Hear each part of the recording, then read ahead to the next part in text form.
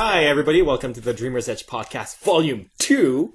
So for those of you who are still with us and actually heard Volume 1, all 9 of you, there's going to be a lot of changes. We're going to change the format a lot more. We're going to have whole new panelists, and we're removing the clean tag.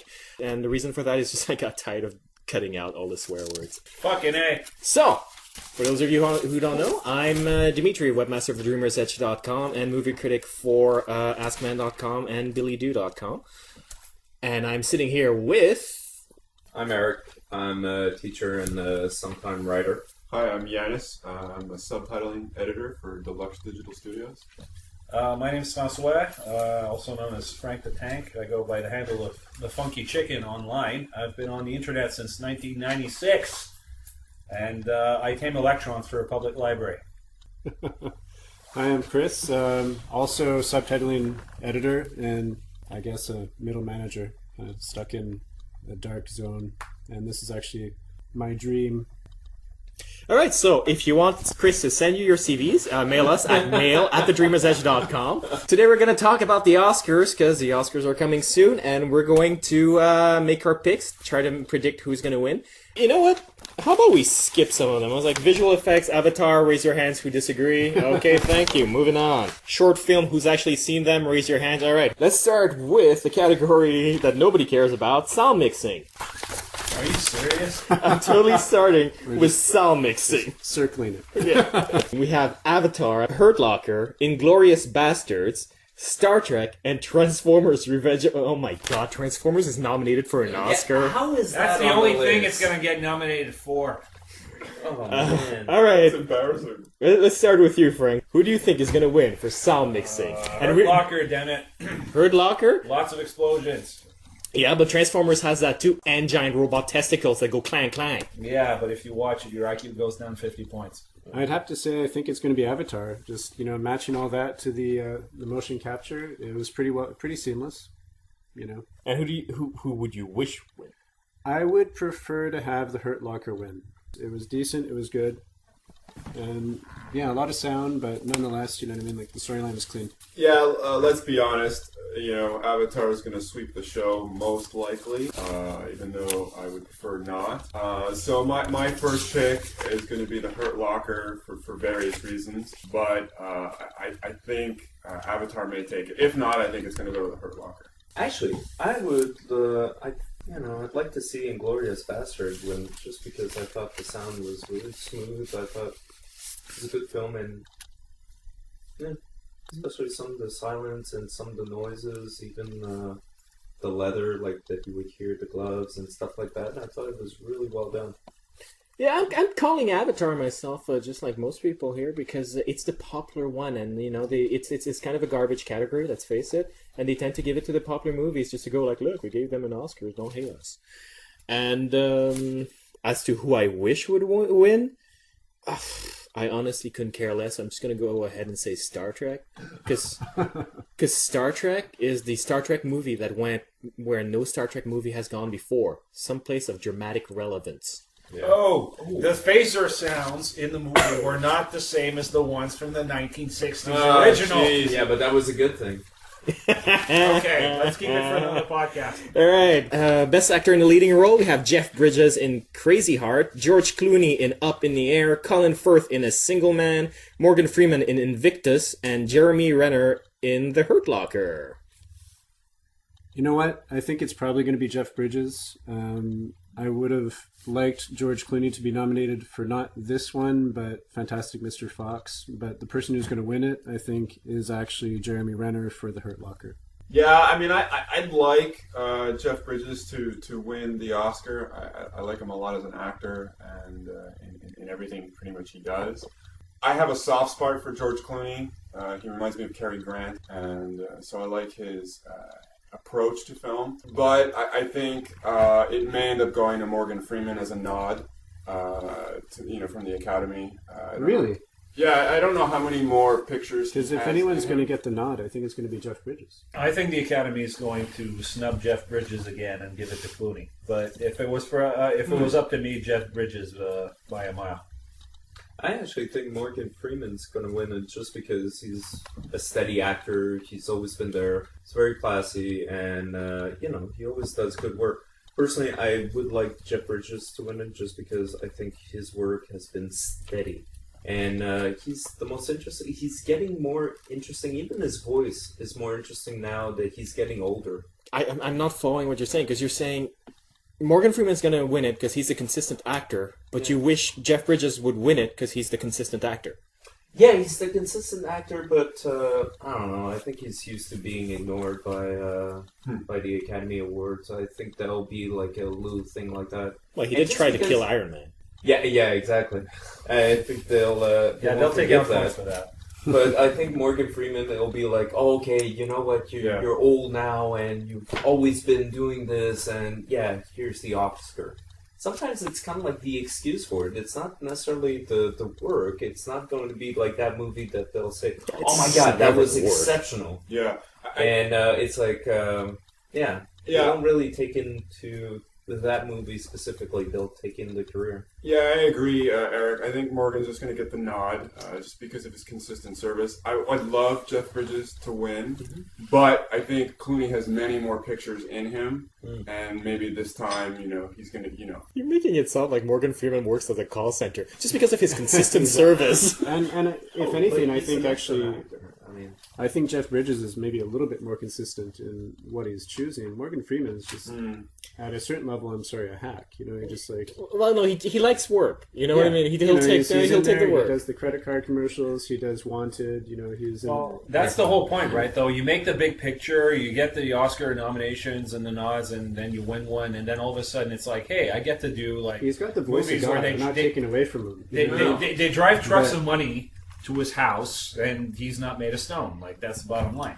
I'm just thinking the Academy might be waiting on Jeff Bridges because, Tron 2 is coming. So, I think they're just, figuring, okay, we're not going to give it to him this time, but so get made properly. So they're not going to give it to him for Crazy, but they're going to give it to him for Tron 2. All right.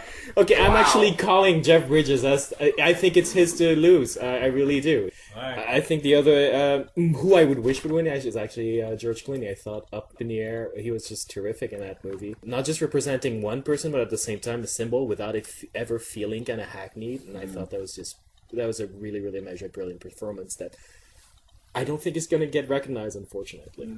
Actress in the leading role. Let's go. We have Sandra Bullock in The Blind Side, Helen Mirren in The Last Station, Carey Mulligan in An Education, Gabrini Sidibe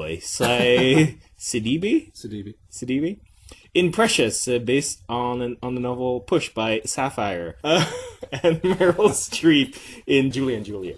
I think Mirren and Streep have a subscription to Oscar nominations at this point. 18 nominations. But I think that the Academy this year will have a soft spot for Sandra Bullock. It's her only nomination. It's going to be her only nomination.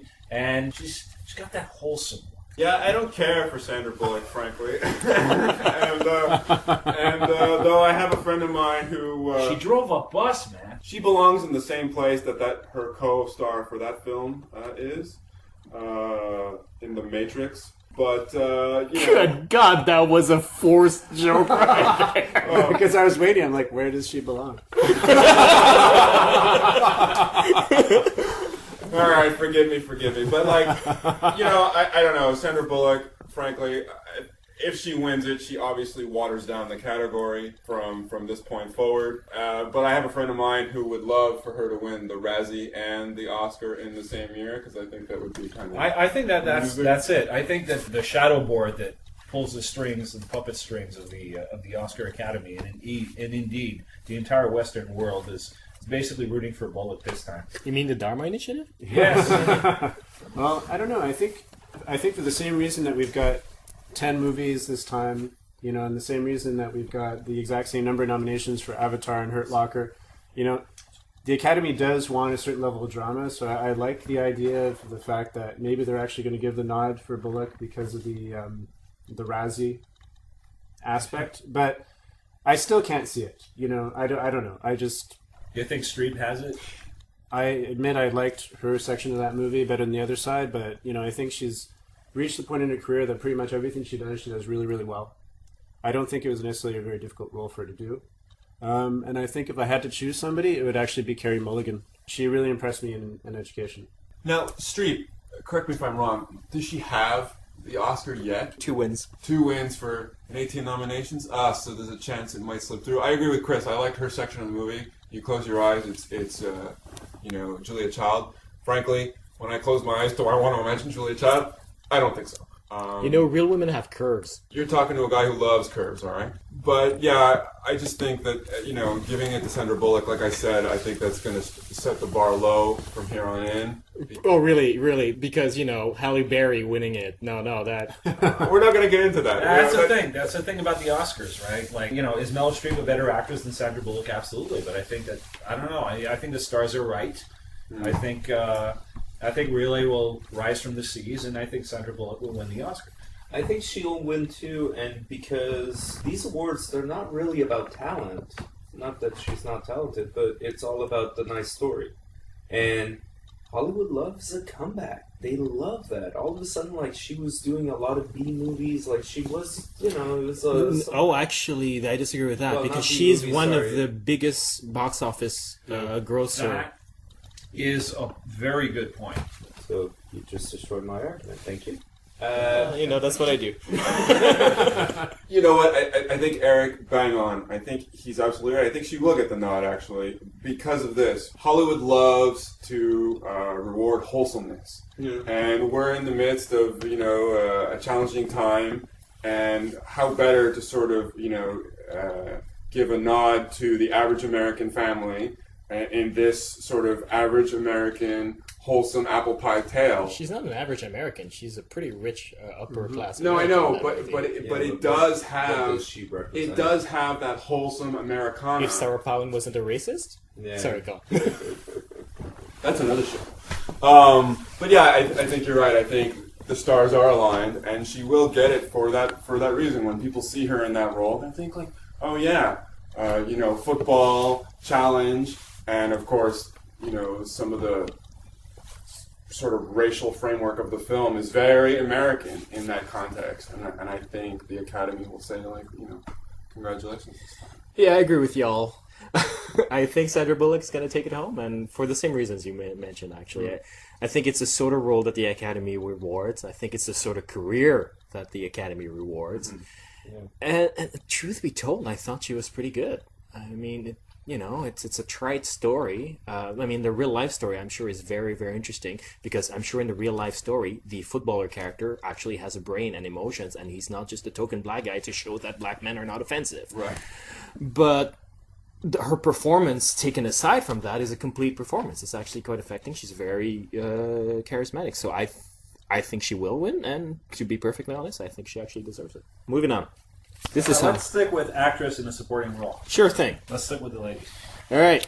Penelope Cruz in 9, Vera Farmiga in Up in the Air, Maggie Gyllenhaal in Crazy Heart, Anna Kendrick in Up in the Air, Monique in Precious, based on the novel Pushed by Sapphire. That's right, the novel Pushed by Sapphire, not the movie with Chris Evans and Dakota Fanning, in which, it's X-Men but in the future. Soon to be a TV show. Really? Yeah. I would totally watch that, because I actually like that movie. It's not the novel Pushed by Sapphire, but Alright, so who do you think is going to get it? I would say Penelope Cruz. Like, I don't know. For 9, really? Yeah. Come on. I would like it, just because I'm like, hey, come on, sing a song. Yeah, I don't know about that, Éric. Yeah. Yeah, I think it could go to, anybody else other than Penelope Cruz. What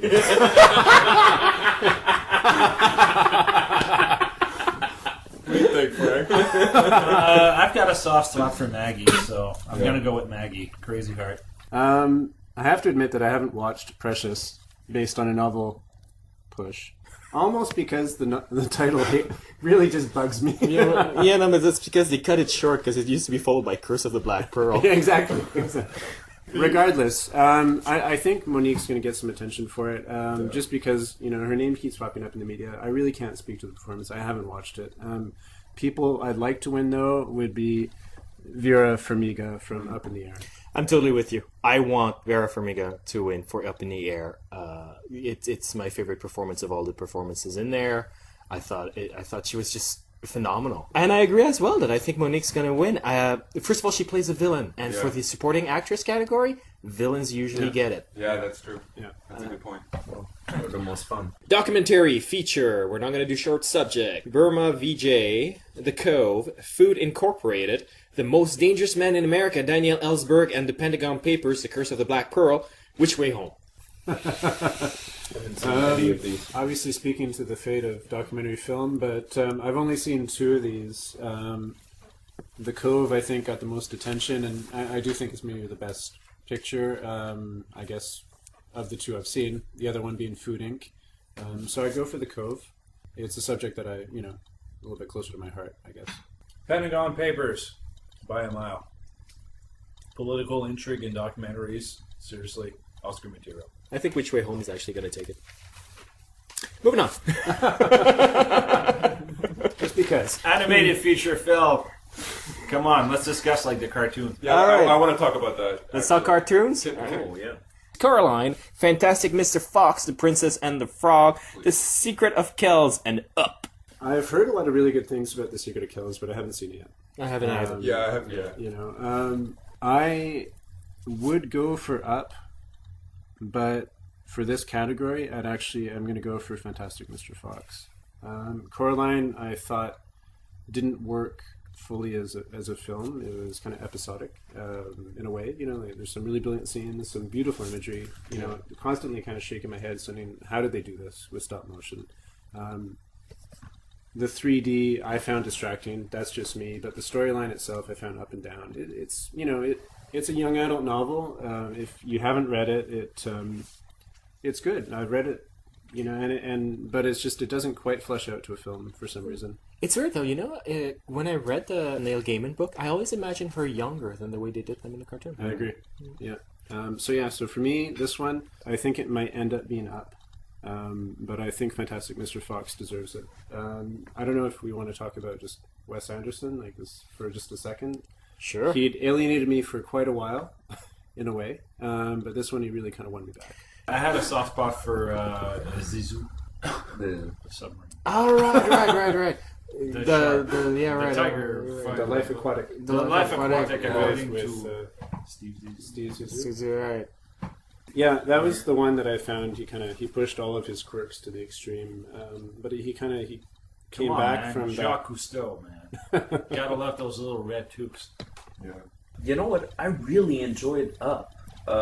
It's one of those films that I watched from beginning From start to finish. Yeah, I know. Imagine that. Let me just say, you know what I mean? Like, I think Up might win in this category, but the reason I didn't really talk about it too much is because I really wanted to be Best Picture. Yeah, we can talk about that because there are things that occur in Up for an animated feature that I've never seen before or experienced before. And while I think, the stop motion and the art direction of Fantastic Mr. Fox and the voice work is phenomenal, there are things in Up that, Pixar is pushing it from year to year. They keep pushing the bar.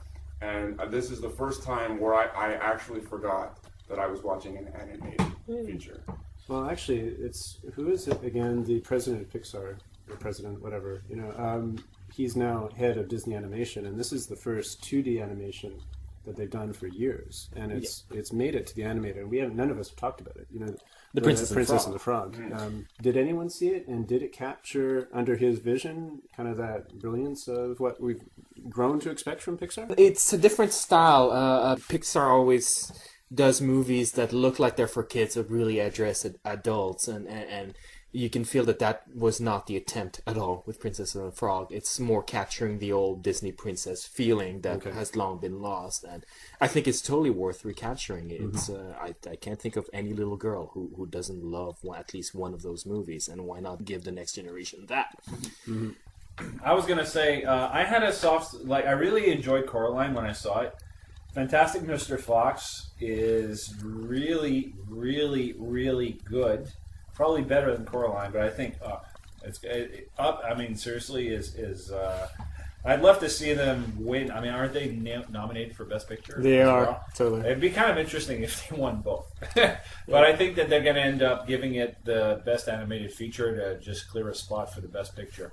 Yeah. Personally, well, those who visit the site know that I placed Up as my second favorite movie of the year, so you won't be surprised by the fact that I want it to win any in the category it's What's in. number one? Up in the Air. This was number one. Okay.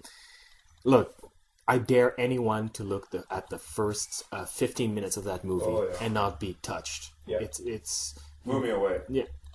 I mean, including the amazing work of Miyazaki, no one's ever reached that level of emotional impact in animation before Up.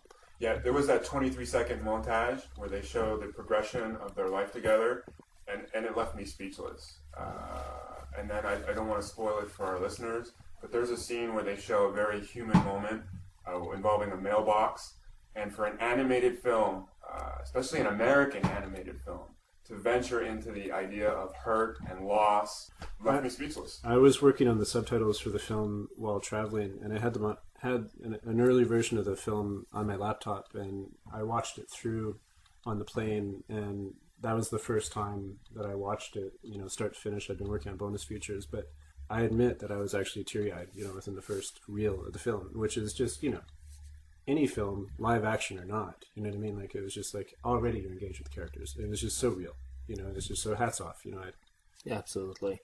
As for who I think will win, Up. It's a Pixar movie. When does Pixar not win the Oscar? Yeah. Unless they give the animated to Fantastic Mr. Fox and they give the Best Picture to Up. That would really be... That would be a heck of an upset, but we're not there yet.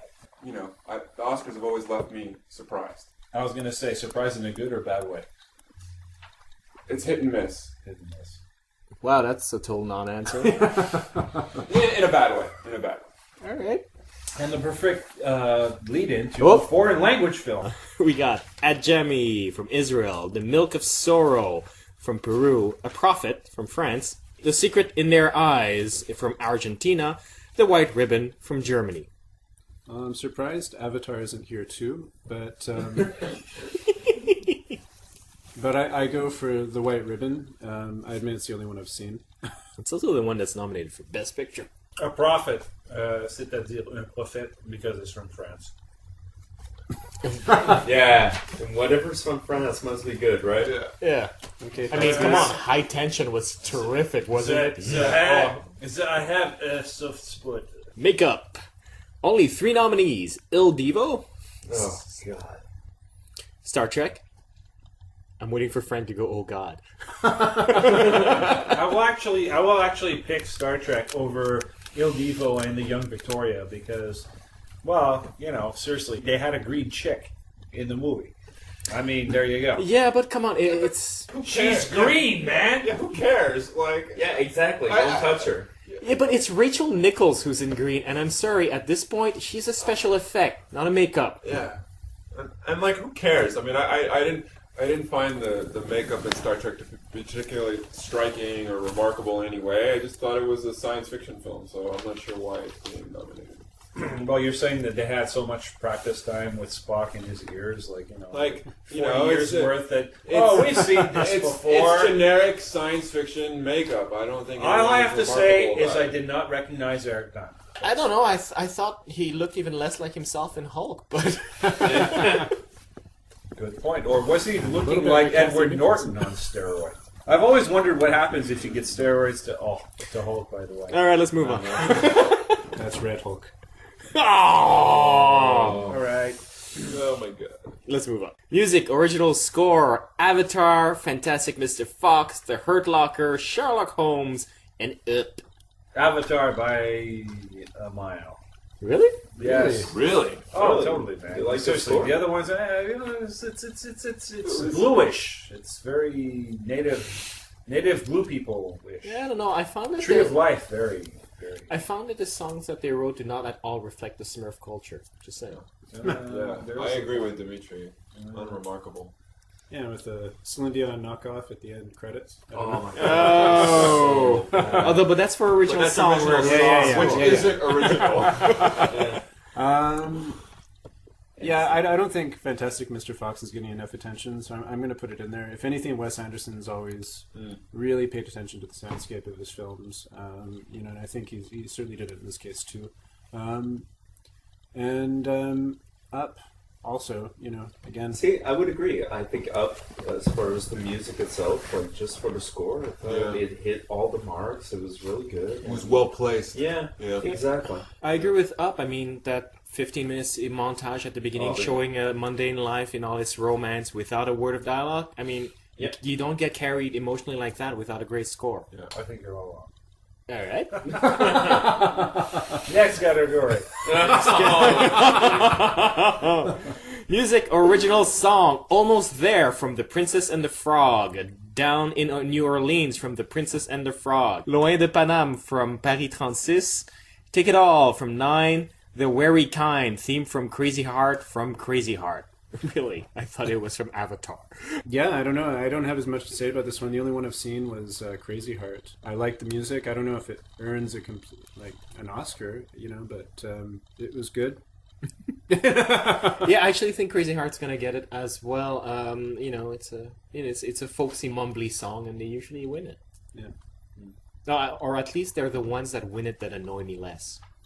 I think one song definitely from Princess and the Frog is going to win because Randy Newman, whenever he's nominated, he basically wins it, or he's always nominated for some song. Given the nature of the Princess and Frog, how is the music? I imagine It's terrific. I imagine It's pretty terrific. old school New Orleans jazz. It's Yeah. beautiful.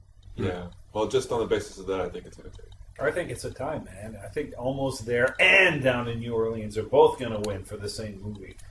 You just stopped trying, didn't you? No, seriously. There can only be one. I think. We've got Steve Martin and Alex Baldwin hosting the Oscars. They need some sort of a massive thing that's going to draw a whole lot of attention, and I think that's it. I seriously think You think the massive it's thing gonna that's be going a to tie, draw a lot of yeah. attention is Because of Alex music. Baldwin and Steve Martin in this particular category. At which point they're just going to stand there going, I don't "Oh my follow. god!" Okay, all right, maybe not. I'm a Okay, little confused. Yeah, I'm sorry. sorry, because I tried to take over the podcast. No, it's okay that you do, but we've hit the half-hour mark, which means it's time for us to retire, and we'll tune in tomorrow. We'll post the continuation of this very long discussion. Hope you enjoyed. And if you have any questions, comments, or just want to call us idiots for calling the wrong movies, a mail at thedreamersedge.com or leave a comment at thedreamersedge.com. We do read them. No, I do.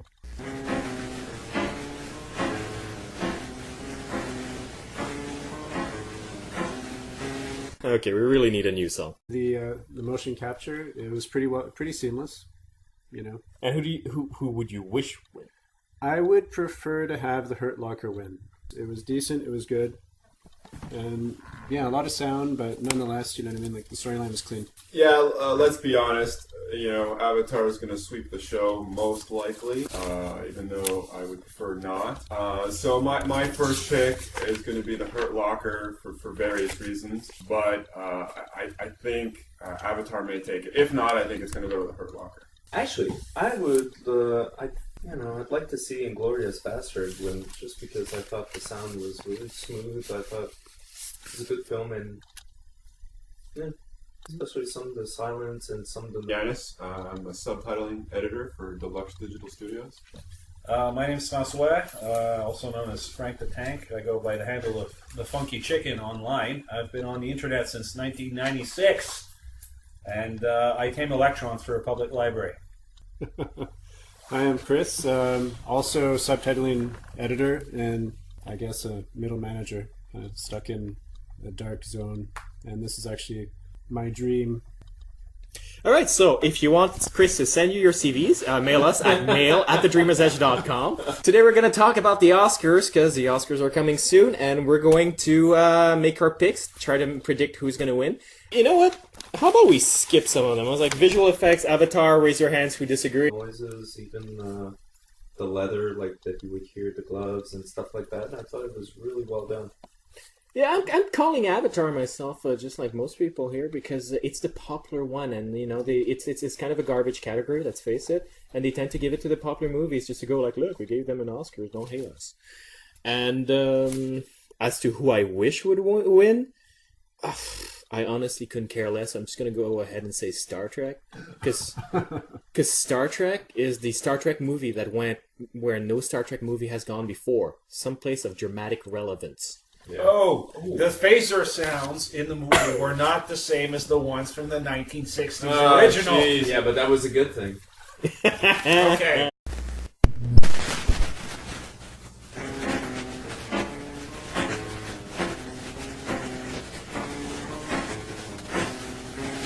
Hi, everybody. Welcome to the Dreamer's Edge Podcast, Volume 2.